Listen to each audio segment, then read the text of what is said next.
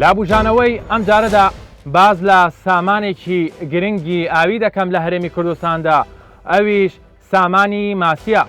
ئێستا گەرمەی ڕاوکردن و بەرهەمێنانی ماسیە لە هەرێمی کوردستان بە پێی ڕێنمایەکانی وەزارەتی کشتوکاڵ، بەڵام زۆربەی ڕۆژەکان ئەوانەی لە بەنداوەکانی هەرێمی کوردستاندا ڕاوەماسی دەکەن بەدەستی بەتاڵ دەگەڕێنەوە ماڵەکانی خۆیان. لە ساڵانی ڕابردوودا بەرهەمی ماسی لە هەرێمی کوردستان زۆر باشتر بوو لە ئێستا. بە جۆرێک تەنها لە ساڵانی ڕابردوو بەرهەمی ماسی لە بەنداوەکان و بەشێک لە ڕووبارەکان 2 تا 3,000 تۆن بوو، بەڵام ئەم ساڵ ئەو بەرهەمە بە ڕێژەی زیاتر لە 150 کەمی کردوتەوە. لە لایەکی ترەوە ئەوانەی کە بژێوی ژیانیان لەسەر ڕاوکردنی ماسی و بەرهەمهێنانیەتی دەڵێن قەدەغەکردنی ماسی بۆ ماوەی 3 مانگ زۆر زیانی لە بەرهەمی ماسی داوە و لە لایەکی دیکەشەوە ئەو پەنجە ماسیانەی دەخرێتە بەنداوەکانەوە بەشێکی تر دەڵێن وەکو پێویست ماسیەکە گەورە نابێت یاخود سوودێکی ئەوتۆی نییە. لە بوژانەوەی ئەم جارەدا بە دوواداچوون بۆ ئەم بابەتە دەکەم. سامانی ماسی یەکێک لە سەروەتە ئاویە زۆر گرنگەکان کە توانای نوێبوونەوەی هەیە و ساڵ لە دوای ساڵ لە ڕێگای زۆربوونی سروشتیەوە زیاد دەکا، بەڵام کۆمەڵێ هۆکاریش هەن کە دەتوانرێت بەرهەمی ئەم سامانە گرنگە لە بەندا و ڕووبارەکاندا زیاد بکرێ. هەرێمی کوردستانیش بەهۆی بوونی چەندین بەندا و ڕووبار لە ساڵانی ڕابردوو بەرهەمی ماسی دەیان تۆن ماسی ساڵانەی ڕەدەدا، بەڵام ئەم ساڵ ئەو بەرهەمە بە ڕێژەیەکی بەرچاو کەمی کردووە. مامبەکێر یەکێک لە ڕاوچیەکان لە بەنداوی دەربەندی خان کە ماوەی 15 ساڵە بژێوی ژیانی لەسەر ڕاوکردنی ماسیە، بەڵام ئەم ساڵ بە تەواوی بێهیوا بووە چونکە وە خۆی دەڵێ زۆربەی ڕۆژەکان بەدەستی خاڵی دەگەڕێتەوە ماڵەوە. ئێستا دەبینین سەرەتای ڕۆژێکی نوێیە، تۆ لە سەعات چەندەوە دەسەکەی بەڕاوە ماسی و ئەم ساڵ دۆخی ماسی یاخود ڕاوکردنی ماسی لە بەنداوەکانە چۆنە؟ لە سەعات 4:30 هەموو بەیانێک منیە 4:30 بەیانیم هەتا ئیتر دنیا گەرمە،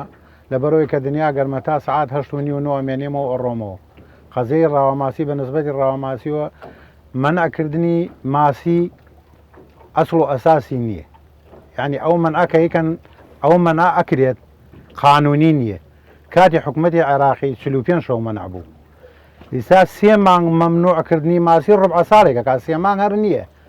ئەو 3 مانگە مەمنوعەکەن ئیسیفادە ناکات ئەم بەحرە زەرەری تیاکە، لەبەرەوەی ڕاوی ئەکرێت لە ئەو منعا 6 تەن 7 تەن ماسی گراوە ئەمساڵ. شتێ من پێی بزانم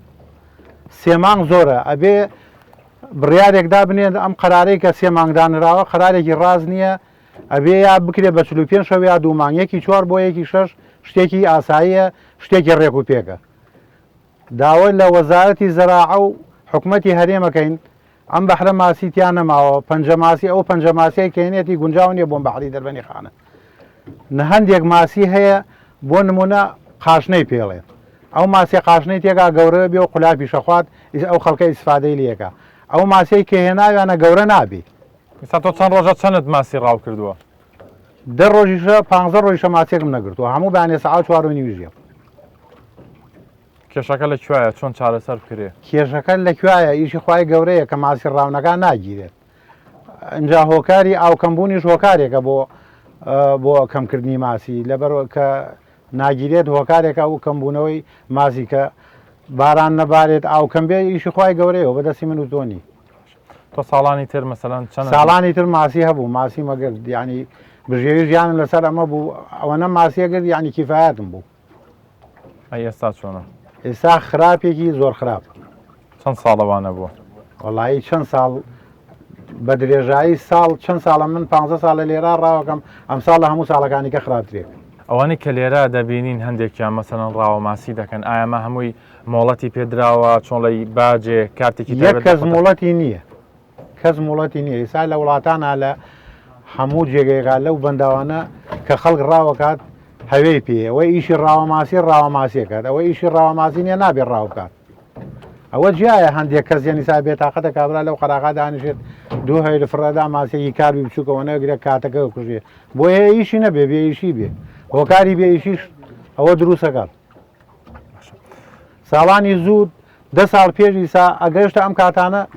ئەم بەحرە تۆ ئەیبینی ئەمە دوو نەفەر لێلا ڕامان کرد کەسی تیان نەبوو خەڵکی شوکاری هەبوو هەرێکێ لەسەر ئیشی خۆ بوو ژیانی دابین بوو کەس نەهات ئێمەژەوە نەماسیمانەگر بێتاقەتە بین و ڕۆیشتین ئەگەر دۆخەکە بەم شێوەی ئێستا بڕوە سامانی ماسی دەکەوێتە مەترسیەوە 15 ساڵە بێ لەم بەحرا من ڕاوەکە هیچ ساڵێک وەکو ئەم ساڵ نەبوو سامانی ماسی تیان نەماوە ئەبێ ماسی تێ بکرێت ئەبێ خزمەتی بەحر بکرێت ماسی بۆ دابین کرێت لەبەرەوەی کە سامانی ماسی نەفەوتێت قەدەقەکردنی ماسی 3 مانگ من هۆکاری بۆ نەمانی ماسی هۆکارێتی زیاد ناکە کەمەکات منعی 3 مانگ زەرەری هەیە قازانجی لە ساڵانی ڕابردوو ڕێژەیەکی زۆری پەنجەماسی دەخرایە نێو بەنداوی دەربەندیخانەوە بەڵام چەند ساڵەکە بەهۆی قەیرانی داراییەوە نەتوانراوە پەنجەماسی پێویست بکرێتە بەنداوەکەوە بەڵام جگە لە نەبوونی پەنجەماسی پێویست بۆ بەنداوەکە کۆمەڵێ هۆکاری دیکە هەن کە کاریگەری تەواوەتیان هەبووە لەسەر کەمبوونەوەی سامانی ماسی لە بەنداوەکەدا ئەوەی دەیبینین بەنداوی دەربەندیخانە خەڵک بۆ ڕاوناکە ماسی کەمە یاخۆت خەڵکەکە چۆڵی ڕاوچی ماسیمان نییە یەکێک لەو هۆکارانە کە بۆتە هۆی کەمبوونەوەی ماسی لە بەنداوی دەربەندیخانە پیسبوونی ژینگەی ئاوی بەنداوی دەربەندیخانە خۆتەزانی ماسی پێویستی بەوەیە لە ژینگەیەکدا بژی کە ژینگەیەکی پاک بێ بۆی بتوانێت گەشە بکە بۆی بتوانێت ژمارەکەی زیاد بکە بە خۆتان دەزانن بەنداوی دەربەندیخانە یەکێک لە کێشە ئاساسیەکانی ئەوەیە کە ئەو ئاوانەی کە دەڕژێنە نێو بەنداوی دەربەندیخانەوە چی لە کۆماری ئیسلامی ئێرانەوە کە لە سەدا هەفتای لێوە دێت و ئەوانەی کە لە ناوچەکانی ترۆ بە تایبەتی لە حوزەی شارە زور و لە سلێمانیوە دێوەکو ئاوی تانجەرۆ پاشماوەی کارگەکانی کارگە نایاسایی و کارگەکانی پاکردنەوەی نەوت و غاز و ئەم جۆرەشتانن و هەروەها ناوچەی پیشەسازی سلێمانیە و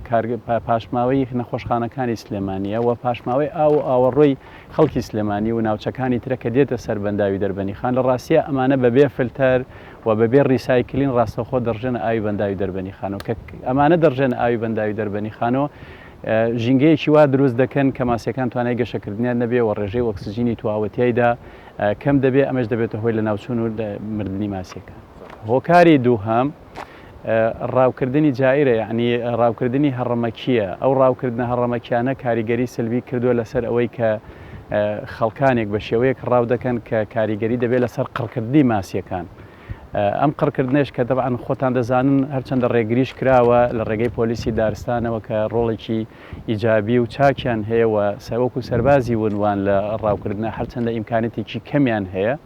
بەڵام توانیویانە بە پێی توانای خۆیان تا ڕادەیەکی باش ڕێگری بکەن لەوانە ماسی ناو بەنداوەکە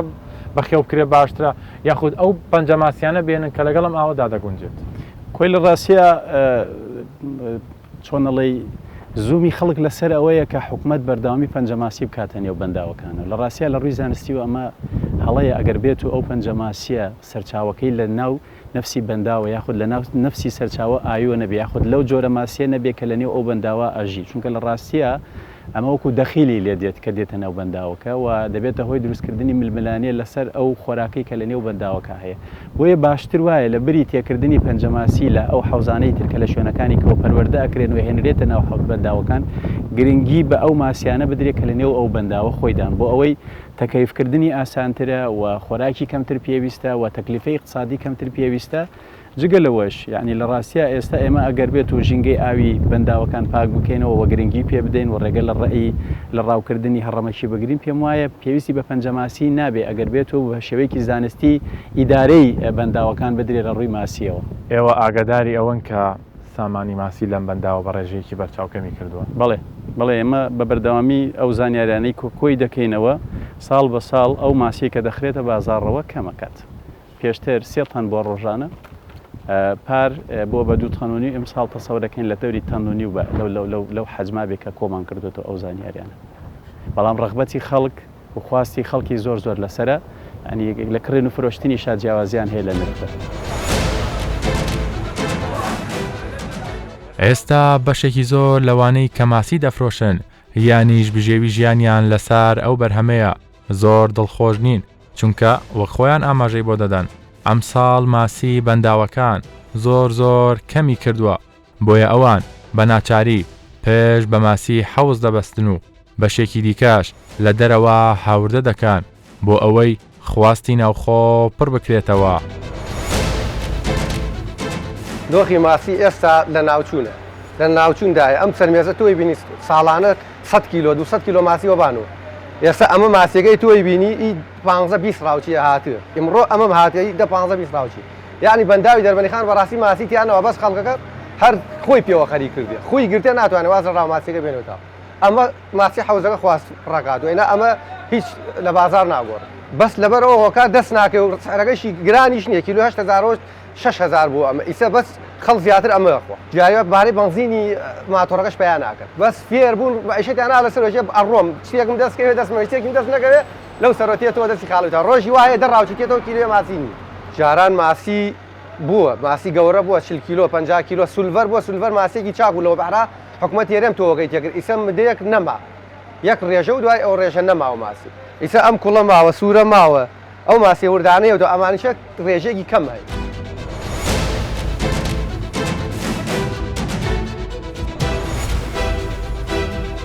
چەند ساڵە کاری ماسی دەکەن و لە بەنداوەکان ئەوەی کە تایبەتە بە بەندای دوکان و جۆرەکانی چییە؟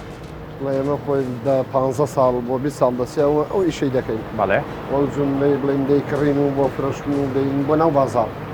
ئەمەش ماسی دوکانن ئەوە سوورە ماسی شەبوتی پێ دەڵێن ئەمە زەردەیە بەڵێ ئەوە بزەیە ئەوە کار بە بەڵێ ئەو ماسیانە هەم لە بەعرەکەی مەلای مشارە هەیە و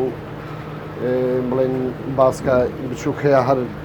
شەبوتەوە باز بچووکترە بەڵێ ئەو نوع ئەماسیانان کارب هەیە و باشە ماسیمان هەیە هی پێشتر هەیە بچووکە ئەویشمان هەیە هەمانە ماسی جۆری ساڵانی ڕابردوو ئێستا نەماوێت هەیە کەم بۆتەوە هەر ماوە بڵم نەماوە بەس کەم بۆتەوە زۆر کەمە ئێستا خۆی سوورە ماسی ساڵان 4-5 ساڵ لەمەوە پێش بە 200 کیلۆ 300 کیلۆ بارمان دەکرد و دەمانکڕی دەمانێنە ئێستا 50 کیلۆ بۆ 6 کیلۆ بۆ 30 کیلۆ کەم بۆتەوە هەر ئەوەندە هەیە باشە ئێستا ئەوانەیە باشە کاک سعید مەسەلەن جاران دەیانوت ماسی دوکان زۆر بەناوبانگە بەشێک لە پارێزگاکانەکە بوون لە پارێزگای سلەیمانی بەشێک دەڕوا بۆ پارێزگای هەولەر ئێستا دۆخی بەرهەمی ماسی چۆنە لە ئێستا 2 ساڵە هەر بەشی دوکان و ئەم دەوروبەرەی خۆی دەکات بەشی ئەوەی ناکە ڕەوانەیە هەولێرکرێ ئەگەر زیاد و لێرە بەرەو سلێمانی دەڕادەسا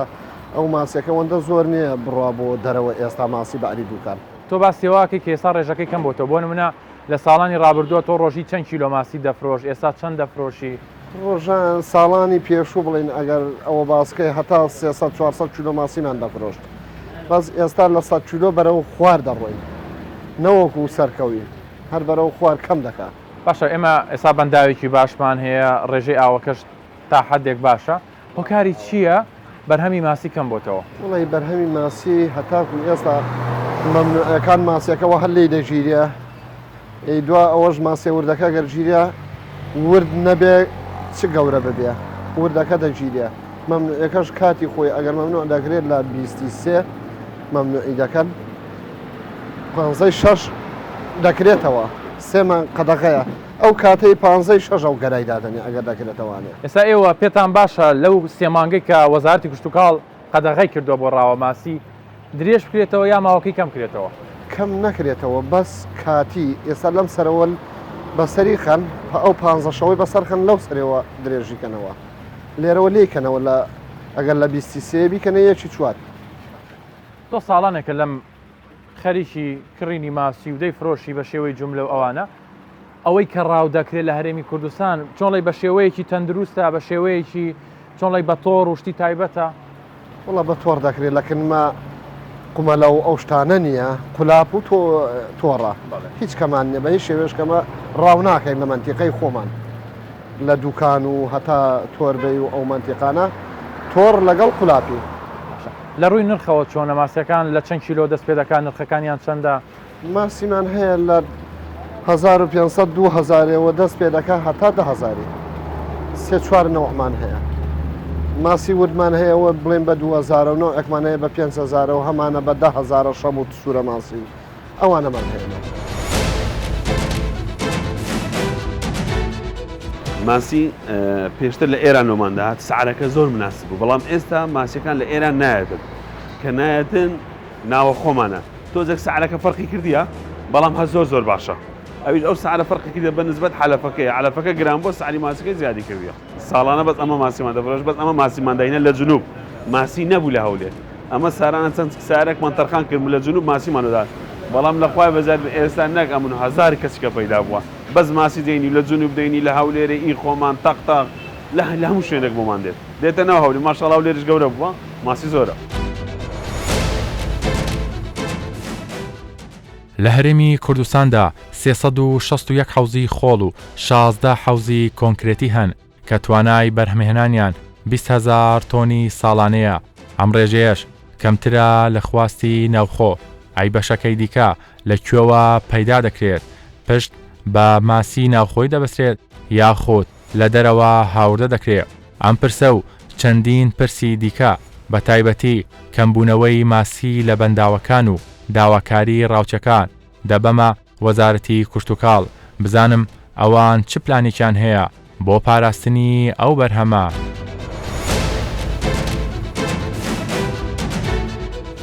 دۆخی سامانی ماسی چۆنە لە هەرێمی کوردستان بۆی کە لە بەنداوەکانە بەرهەمدێنێ بۆشی کە لە حوزەکاندا هەیە؟ سەبارەت بە بەنداوەکان وەکو یاسایەکی تەبیعی کە پێویستە هەموو ساڵێک بڕێکی باش لە پەنجە ماسی داخلی بەنداوەکان بکرێت. ئێمە بە پێی توانای خۆمان کردومانە، بەڵام ناگاتە ئەو ڕێژەیە کە پێویستە بە تایبەتی بەنداوەکانی دوکان و دەربەندیخان کە ڕاوچیەکی زۆری لەسرە و کاری گرتووەتە سەر ژێرخانی ئابووری ئەو ناوچانە، بەڵام ئێمە نەماتوانیوە بە جۆرەی پێویست پەنجە ماسی داخل بکەین. بە پێی زانیاریەکانی من کە لە ناوەڕاست و باشووری عێراق ساڵانە بە ژمارەیەکی زۆر کە دەگاتە ملیۆنەها پەنجە ماسی داخلی بەنداوەکان ئەکرێت بۆ پاراستنی ژێرخانی ئابووری بەنداوەکان. ئێوە کە لایەنێکی پەیوەندیدارن وەکو وەزارەتی کشتتوکاڵ و سەرچاوەکانی ئاو ئاگاتان لە دۆخی بەنداوەکان هەیە کە ئێستا سامانی ماسی ینی بەرەو کەمبوونەوە ینی بۆ ساڵانی ئایندە پێشبینیەوە دەکرێت کە بە تەواتی ماسی لە بەنداوەکاندا نەمێنێت. ئێمە وەکو ئاگادار و بە دوواداچوونمان هەیە بەڵام کاریگەری باری ئابووری هەرێمی کوردستان و نەبوونی فەندی پێویست بۆ بەڕێوەبردننی پێداویستیەکانی ئێمە کاریگەری سلبی هەبوو لەسەری شوکارەکانمان لەبەرەوەی کە پێویستیمان بە بڕێک باش لە بودجە هەیە بۆ ئیدامەکردنی بەنداوەکانی هەرێمی کوردستان، بەڵام بەداخەوە ڕۆکولای هەمان ئاشکرایە کە باری ئابووری هەرێمی کوردستان زیاتر گرنگجی حکوومەتی هەرێم بۆ دابینکردنی موچە و بژێوی خەڵکە، پاش ئەوە ئەگە پارە هەبێت دەتوانرێت ئەو پرۆژانش بەردەوامی پێ بدەین. باشە کاکسیوان سەبارەت بەخواست لە هەرێمی کوردستان لەن هاوڵاتیانەوە بۆ ماسی پێویستیمان چەنە هاوردەکردن چەنە ئەوە ماسی کێستا بەرهەمێرێ و گرنگیدان بە حوزەکانی بەرهەمێنانی ماسی چۆنە لە چه ئاستێکدا لە هەرێمی کوردستان؟ ئێمە لە هەرێمی کوردستان بە ژمارە 404 پرۆژەی ماسی مۆڵەتدارمان هەیە کە بەرهەم دەهێنن لە هەرێمی کوردستان بە هەموو شێوازەکانی بەخێوکردنی ماسی، چه حوزی خۆڵ بێ یاخود حوزی داخرا و حوزی کۆنکریت و حوزی هەڵواسراوە. ئەمانە هەمویان لە بەرهەمهێناندان و بەرهەمێکی باشیان هەیە لە زۆرەکانی ماسی کار بوو، ماسی سەلەمون کە دێتە بازارەکانی هەرێمی کوردستانەوە. ئەمە جگە لەبوونی ژمارەیەکی بە خەناعەتی من زیاتر لەو ژمارەیە لە پرۆژەی بێمۆڵەت کە لەبەر هەر هۆکارێک بێت مۆڵەتی دەرنەکردووە، ئەوانیش بەرهەمێکی باشیان هەیە بە تایبەتی لە سنووری ناحیەی تەختەق کە ژمارەیەکی زۆر لەو پرۆژە بێمۆڵەتانە هەیە و بەرهەمێکی باشیان هەیە دێتە هەرێمی کوردستانەوە. سەرڕای ئەو بوونی ئەو پرۆژانە ئێمە تاوەکو ئێستا نەگەیشتونێتە ئاستی خۆبژێوی کە بڵین بەرهەمی خۆمانە لە بەنداوەکان و لە پرۆژەکانی بەرهەمهێنان گەیشتوەتە ئاستی خۆبژێوی و بەشی هەرێمی کوردستانەکە و بۆ پڕکردنەوەی ئەو کەم و کوڕیەی کە لە بازارەکان هەوا بێت کێشە دروست نەبێت پەنامان بردووەتە بەر هاوردەکردن بە شێوەیەکی مەرزدار. هاوردەکردن پێویستە بە کۆمەڵێک ڕێوشێنی تایبەتی خۆیان بڕوات و بە پێی مەرجی ڕێنمایی تەندروستی کەوا بێت ماسیەکی تەندروست و کاریگەریشی نەبێت لەسەر بەرهەمی ناوخۆ هاوردەی هەرێمی کوردستان دەکرێت. باشە کاکسیوان ئێمە چەندەمان پێویستە ساڵانە چەند تۆنمان پێویستە و چەندێک لە ناوخۆ بەرهەمدێنی چەندیش لە دەرەوە هاوردە دەکەین؟ پێویستی هەرێمی کوردستان لە 12 تاوەکو 15,000 تەن ساڵانە پێویستیمان بە ماسیە بۆ بازارەکانی هەرێمی کوردستان بە شێوەیەکی گشتی و ئاستی بەرهەمێنانی ئێمە بە بەنداوەکان و ڕاوکردن لە بەنداوەکان و بەرهەمهێنانی پرۆژەکانی ناوخۆمان بە مۆڵەت و بێمۆڵەتەوە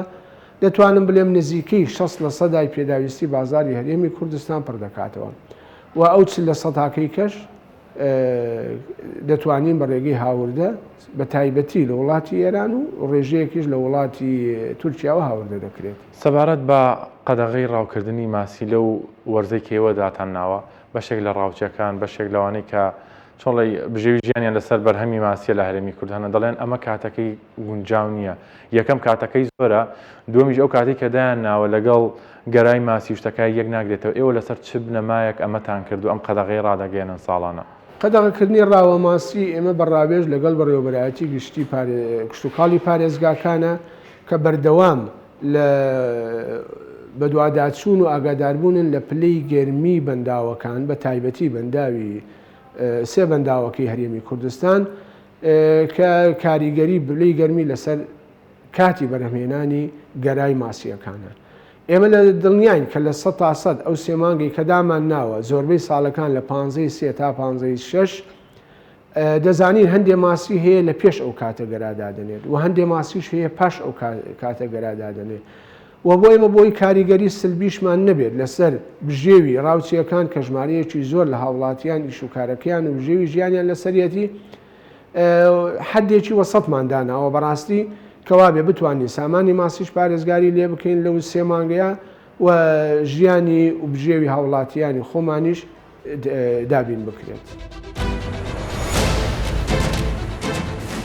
کەمی بارانبارین و پیسبوونی ئاوی بەنداوەکان و نەبوونی پەنجەماسی پێویست هۆکاری هەرە سەرەکین بۆ کەمبوونەوەی ماسی لە بەنداوەکاندا. لە هەمان کاتیشدا ژمارەی حەوزی بەخێوکردنی ماسی بە شێوەیەکی بەرچاو زیادی کردووە. وەک وەزارەتی کشتتوکاڵیش ئاماژەی بۆ دەدات ئەوە بۆ تا جێگرەوەی بەرهەمێنانی ماسی لە بەنداوەکاندا.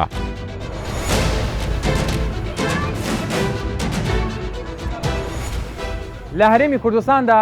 سێ بەنداوی سەرەکی هەن بۆ بەرهەمهێنانی ماسی، ئەوانیش دووکان، دەربەندیخان و دهۆکن. بەڵام ئاماژەکان دڵخۆشکەر نین. بە جۆرێک سامانی ماسی لە هەرێمی کوردستاندا بە ڕێژەی زیاتر لە 150 کەمی کردووە. لەلایەکی دیکەشەوە ئەوانەی کە کاری ڕاوکردنی ماسی یاخود بەرهەمهێنانی ماسی دەکەن